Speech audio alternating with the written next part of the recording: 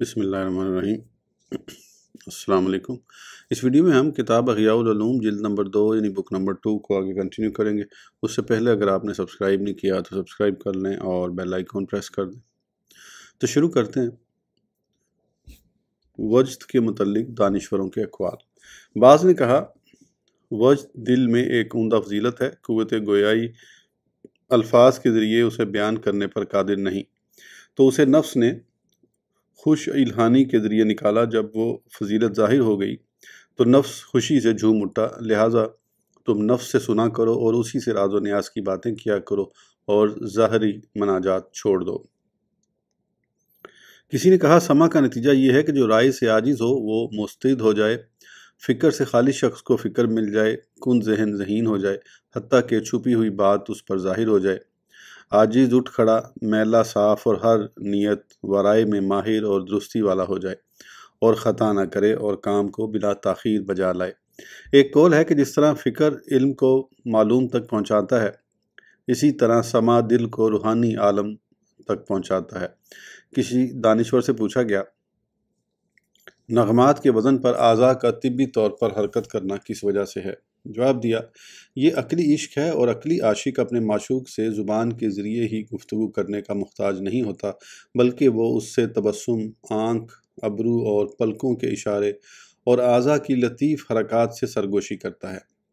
یہ تمام چیزیں بولتی ہیں، لیکن ان کی گفتگو روحانی انداز میں ہوتی ہے، اور چوپایا صفت عاشق ظاہری زبان استعمال کرتا ہے تاکہ اس کے ذریعے اپنے کمزور شوق اور کھوٹے عشق کا اظہار کر سکے۔ ایک دانشور کا قول ہے جو غمگین ہو اسے چاہیے کہ کلام موزوں خوش الہانی کے ساتھ سنے، یہ اس لیے کہ جب نفس میں غم داخل ہوتا ہے تو اس کا نور بجھ جاتا ہے، اور جب خوشی داخل ہوتی ہے تو اس کا نور چمک اٹھتا اور فرحت ظاہر ہو جاتی ہے، اور قبول کرنے کی جتنی استعداد ہوگی اور میل کچیل سے جتنا پاک صاف ہوگا اتنا ہی اشتیاق ظاہر ہوگا۔ وجد اور سمع کے متعلق کثیر اقوال ہیں، اور ان سب کو ذکر کرنے کا کوئی فائدہ نہیں، چنانچہ ہم یہاں صرف معنی وجد کی وضاحت کرتے ہیں۔ وجد کی وضاحت۔ وجد اس حالت کا نام ہے جو سمع سے پیدا ہوتی ہے، یعنی ایسی جدید حالت جو سننے والا سمع کے وقت اپنے اندر محسوس کرتا ہے۔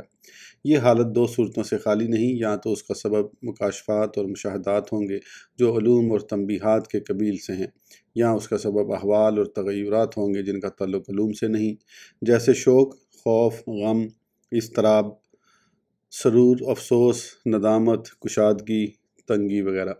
سمع ان احوال کو ابھارتا اور قوی کرتا ہے۔ اگر سمع ایسا کمزور ہو کہ نہ تو ظاہری بدن کو متحرک کرے اور نہ ہی سکون دے، اور نہ سننے والے کی حالت تبدیل کرے کہ وہ خلاف عادت حرکت کرنے لگے، یا سر جھکا لے، یا دیکھنے، بولنے اور حرکت کرنے سے خلاف عادت رک جائے، تو اسے وجد نہیں کہیں گے، اور اگر ظاہر بدن پر اس کا اثر ظاہر ہو، خواہ اثر قوی یا ضعیف ہو، اسے وجد کہیں گے۔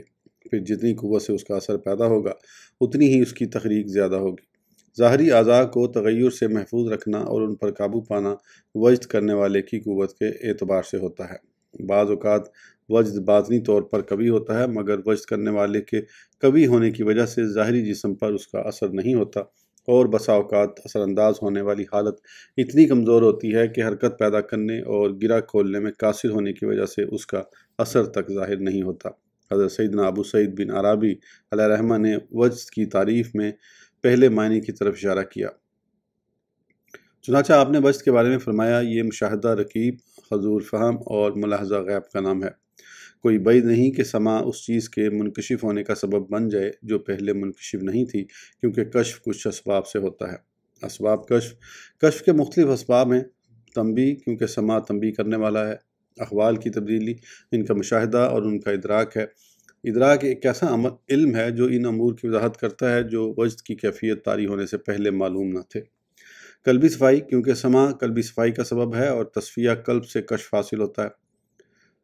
تقویت قلب، کیونکہ سمع کی وجہ سے دل میں نشاط پیدا ہوتا ہے، جس کی وجہ سے انسان ان چیزوں کے مشاہدے پر قادر ہوتا ہے جس کے مشاہدے سے پہلے عاجز تھا۔ جس طرح اونٹ نشاط کی وجہ سے وہ بوجھ اٹھا لیتا ہے جو نشاط سے پہلے نہیں اٹھا سکتا۔ جس طرح اونٹ کا کام بھاری بوجھ کو اٹھانا ہے، اسی طرح قلب کا کام مکاشفات اور ملکوت کے اسرار کا مشاہدہ کرنا ہے۔ ان تمام اسباب کے ذریعے سمع کشف کا سبب بنتا ہے۔ چنانچہ دل جب صاف ہوتا ہے تو بعض اوقات حق اس کی باطنی آنکھوں کے سامنے ظاہری صورت میں آ جاتا ہے یا منظوم کلام کی صورت میں اس کے کانوں پر دستک دیتا ہے۔ اگر یہ صورت بیداری کے عالم میں ہو تو اسے حاطف غیبی سے تعبیر کرتے ہیں، اور اگر نیند میں ہو تو اسے خواب کہتے ہیں، اور یہ نبوت کے 46 حصوں میں سے ایک حصہ ہے، نیز علم معاملے سے اس کا کوئی تعلق نہیں۔ حکایت سیدنا محمد بن مسروق رحمۃ اللہ علیہ کی توبہ۔ حضرت سیدنا محمد بن مسروق بغدادی علیہ رحمہ فرماتے ہیں، میں جوانی کے ایام میں ایک رات نشے کی حالت میں یہ شعر گنگناتے ہوئے نکلا: بطور سینا آ کرم ما مررت به الا تعجبت ممن یشرب الماء۔ ترجمہ: جب میں طور سینا کے باغ سے گزرتا ہوں تو پانی پینے والوں پر تعجب کرتا ہوں۔ اچانک میں نے کسی حاطف غیبی کو یہ کہتے سنا: وافی جہنم ماء ما تجرعہ خلق فابقى له فی الجوف امعاء۔ ترجمہ: جہنم میں ایسا پانی ہے کہ مخلوق ایک گھونٹ بھی نہیں پیے گی مگر اس کی آنتیں گل جائیں گی۔ یہی بات میری توبہ اور علم و عبادت میں مشغولیت کا سبب بنی۔ غور کیجئے غنا نے قلب کی صفائی میں کیسا اثر کیا، حتیٰ کہ اس کے سامنے حق کی حقیقت جہنم کی صورت میں آشکار ہو گئی، اور اس کا سبب وہ موزوں اور بامعنی کلام بنا جو اس کے ظاہری کانوں سے ٹکرایا۔ حکایت کھانا نہ کھایا۔ حضرت سیدنا مسلم عبادانی قدس سران سے منقول ہے کہ ایک مرتبہ حضرت سیدنا صالح مری، حضرت سیدنا عتبہ الغلام، حضرت سیدنا عبد الواحد بن زید اور حضرت سیدنا مسلم اسواری رحمۃ اللہ تعالیٰ علیہ مجمعین ہمارے ہاں کے ساحل پر اترے۔ ایک رات میں نے ان کے لیے کھانے کا اہتمام کیا اور انہیں کھانے کی دعوت دی تو وہ سب حضرات تشریف لے آئے۔ جب کھانا ان کے سامنے رکھا گیا تو اچانک کسی حاطف غیبی کو یہ شعر کہتے سنا گیا: وَتُلْهِيَكَ عَنْ دَارِ الْخُلُودِ مَطَاعِمٌ وَلَذَّةُ نَفْسٍ غَيَّهَا غَيْرُ نَافِعٍ۔ ترجمہ: کھانوں نے تمہیں ابدی گھر سے غافل کر دیا اور لذت نفس بلاہر کچھ کام نہیں آئے گی۔ یہ سن کر حضرت سیدنا عتبہ الغلام رحمۃ اللہ تعالیٰ علیہ نے ایک زوردار چیخ ماری اور بے ہوش ہو کر گر پڑے، اور باقی لوگ بھی رونے لگے۔ چنانچہ کھانا اٹھا لیا گیا اور باخدا انہوں نے اس میں سے ایک لقمہ بھی نہ کھایا۔ جس طرح قلب کی صفائی کے وقت حاطف غیبی کو سنا جاتا ہے، اسی طرح ظاہری آنکھوں سے غیب کا مشاہدہ بھی کیا جاتا ہے۔ جیسا کہ حضرت سیدنا خضر علیہ السلام اہل دل حضرات کے پاس مختلف شکلوں میں آتے ہیں، یوں ہی فرشتے انبیاء کرام علیہ السلام کے پاس آتے ہیں، یا تو اپنی اصل شکل میں یا ایسی صورت میں جو ان کی اصل شکل سے کچھ مشابہت رکھتی ہے۔ رسول اکرم صلی اللہ تعالیٰ علیہ وسلم نے حضرت سیدنا جبریل امین علیہ السلام کو 2 بار ان کی اصلی صورت میں دیکھا۔ ایک مرتبہ جب آپ نے دیکھا تو اس کے متعلق خبر دیتے ہوئے ارشاد فرمایا: انہوں نے افق کو گھیرا ہوا تھا۔ اللہ عز و جل کے اسی ارشاد: اللہ ماہو شدید القویٰ ذو مرۃ فاستویٰ وہو بالافق الاعلیٰ، سورہ نجم۔ ترجمہ: انہیں سکھایا سخت قوتوں والے طاقتور نے، پھر اس جلوے نے قصد فرمایا اور وہ آسمان بری کے سب سے بلند کنارے پر تھا۔ کا یہی مطلب ہے۔ یوں ہی تصفیہ قلب کی صورت میں انسان دلوں کے حال بھی جان لیتا ہے، اسے فراست سے بھی تعبیر کیا جاتا ہے۔ مصطفیٰ جان رحمت صلی اللہ تعالیٰ علیہ وآلہ وسلم نے ارشاد فرمایا: اتقوا فراست المؤمن فإنہ ینظر بنور اللہ، یعنی مومن کی فراست سے بچو کیونکہ وہ اللہ عز و جل کے نور سے دیکھتا ہے۔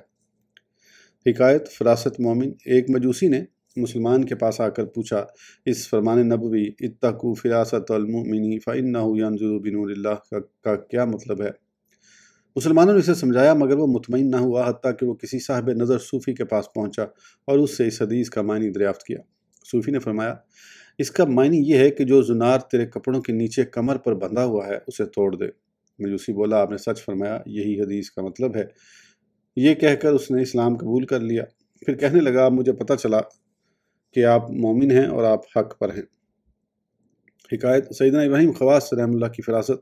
حضرت سیدنا شیخ ابراہیم خواص رحمہ اللہ کے متعلق منقول ہے کہ آپ صوفیہ کی ایک جماعت کے ساتھ بغداد کی جامع مسجد میں بیٹھے تھے کہ خوشبو میں بسا ایک خوبصورت نوجوان آیا تو آپ نے اپنے ساتھیوں سے فرمایا: مجھے یہ یہودی لگتا ہے۔ آپ کی اس بات پر سب نے برا منایا تو آپ وہاں سے چلے گئے اور نوجوان بھی چلا گیا۔ کچھ دیر بعد جب آپ رحمۃ اللہ تعالیٰ علیہ واپس تشریف لائے تو وہ نوجوان بھی آ گیا اور اس نے آتے ہی دریافت کیا: شیخ نے میرے بارے میں کیا کہا تھا؟ لوگوں نے بتانے میں شرم محسوس کی، لیکن جب نوجوان نے اصرار کیا تو انہوں نے بتایا کہ شیخ نے فرمایا تھا کہ تم یہودی ہو۔ یہ سن کر وہ نوجوان حضرت سیدنا ابراہیم خواص رحمہ اللہ کے پاس آیا اور آپ کے ہاتھوں اور سر کو بوسہ دیا اور مسلمان ہو گیا، اور یہ کہنے لگا: ہم اپنی کتابوں میں یہ بات لکھی پاتے ہیں کہ صدیق کی فراست خطا نہیں کرتی، لہٰذا میں نے دل میں یہ کہا کہ مسلمانوں کا امتحان لینا چاہیے۔ چنانچہ یہ سوچ کر میں نے مسلمانوں میں غور کیا تو دل نے کہا: اگر ان میں کوئی صدیق ہوگا تو وہ گروہ صوفیہ میں سے ہوگا، کیونکہ یہ لوگ اللہ عز و جل کا ذکر کرتے اور اس کا کلام پڑھتے ہیں۔ اس لیے میں بھیس بدل کر ان صوفیہ کے پاس آیا، لیکن جب شیخ فراست سے میرے حال پر مطلع ہو گئے تو میں نے جان لیا کہ یہ صدیق ہیں۔ مسلمان ہونے کے بعد اس نوجوان نے صوفیہ کرام کی صحبت اختیار کر لی اور اس کا شمار بڑے صوفیہ میں ہونے لگا۔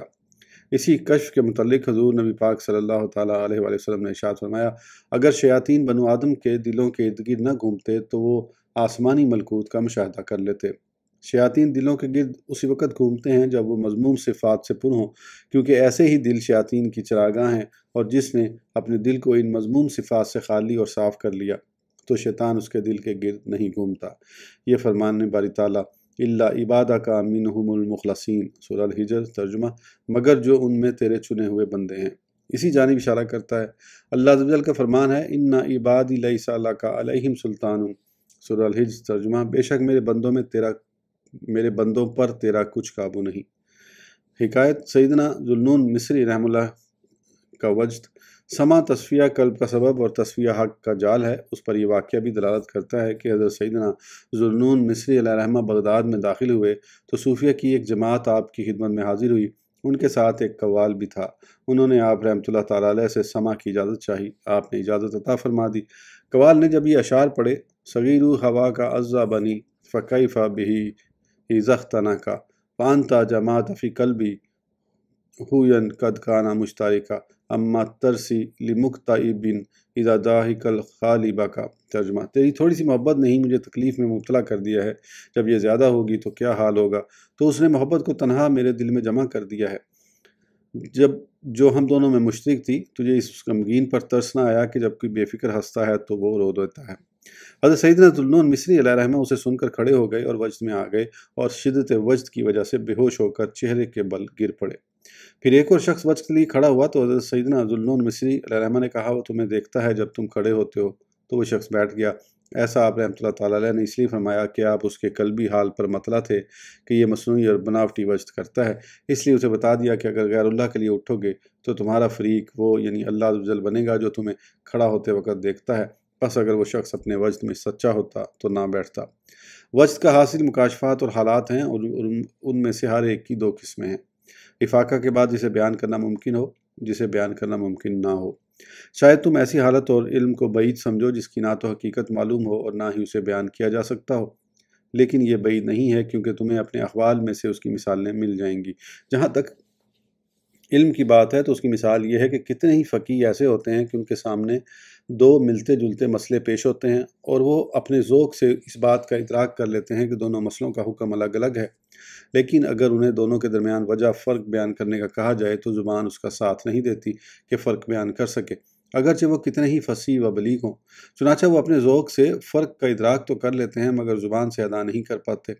فرق کا ادراک کرنا ایک علم ہے جو اس کے دل میں ذوق کے ذریعے ہوتا ہے، اور اس میں شک نہیں کہ اس کے دل میں فرق کا احساس بلا وجہ پیدا نہیں ہوتا، بلکہ اس کا ایک سبب ہوتا ہے، اور اللہ عز و جل کے ہاں اس کی کوئی حقیقت ہوتی ہے، لیکن اس کے بارے میں بتانا ممکن نہیں۔ اس وجہ سے نہیں کہ زبان میں قصور ہے، بلکہ وہ معنی ایسا دقیق ہے کہ لفظوں میں ادا نہیں کیا جا سکتا، اور یہ بات ان لوگوں کو معلوم ہے جو ہمیشہ مشکل ابحاث میں لگے رہتے ہیں۔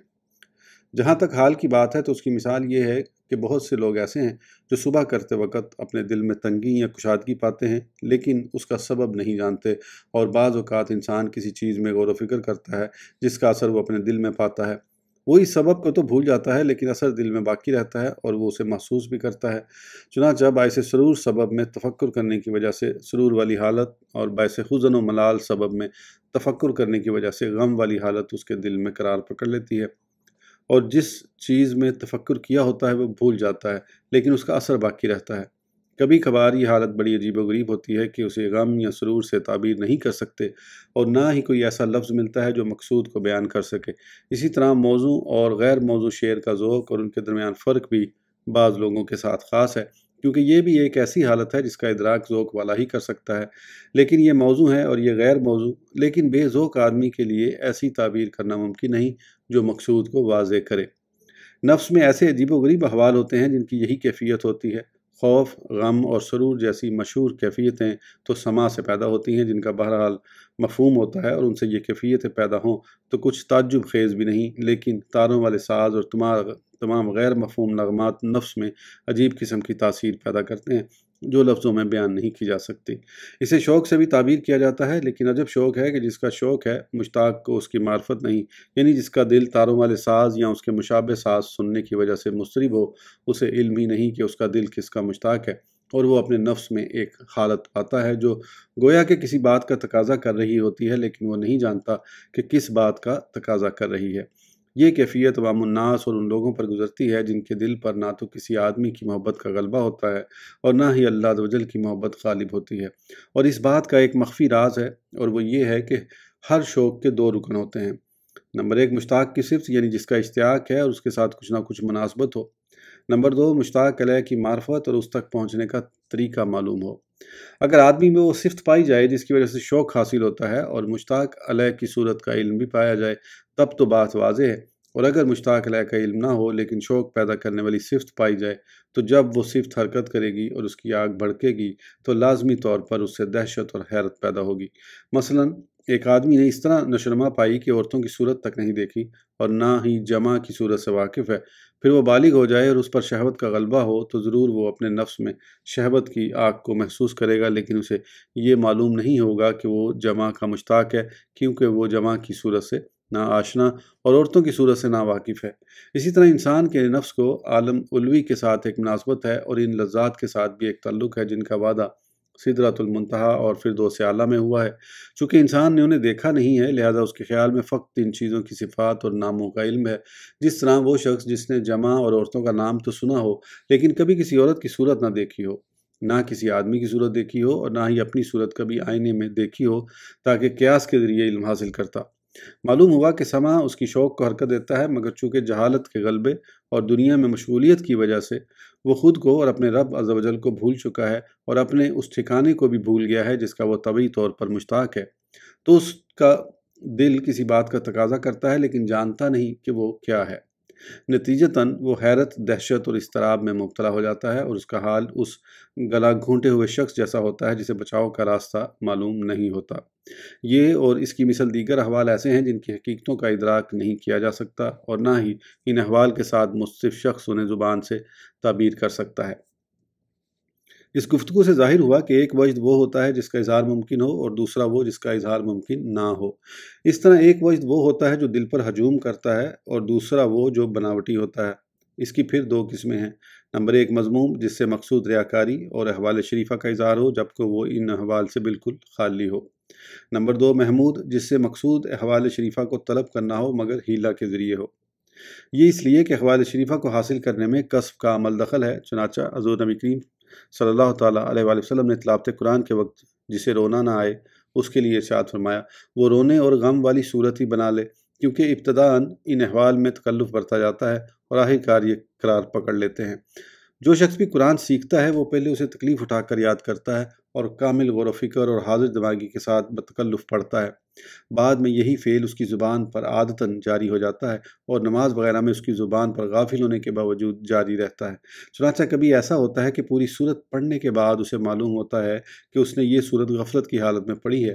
اسی طرح کاتب کی مثال ہے کہ ابتداء میں اسے لکھنے کے لیے سخت محنت کرنی پڑتی ہے، پھر کتابت پر اس کا ہاتھ چل جاتا ہے جس کے باعث لکھنا اس کے لیے اتنا آسان ہو جاتا ہے کہ وہ کثیر اوراق لکھ ڈالتا ہے، حالانکہ اس کا دل کسی اور فکر میں مستغرق ہوتا ہے۔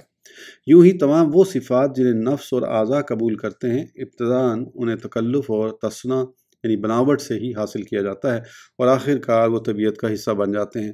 بعض لوگوں نے جو یہ کہا ہے عادت طبیعت ثانیہ ہے، اس کا یہی مطلب ہے۔ اس ویڈیو کے لیے اتنا ہی، پھر انشاءاللہ اگلی ویڈیو میں آگے کنٹینیو کریں گے۔ اس وقت تک کے لیے اجازت دیجیے، سبسکرائب کرنا نہ بھولیں۔ اللہ حافظ۔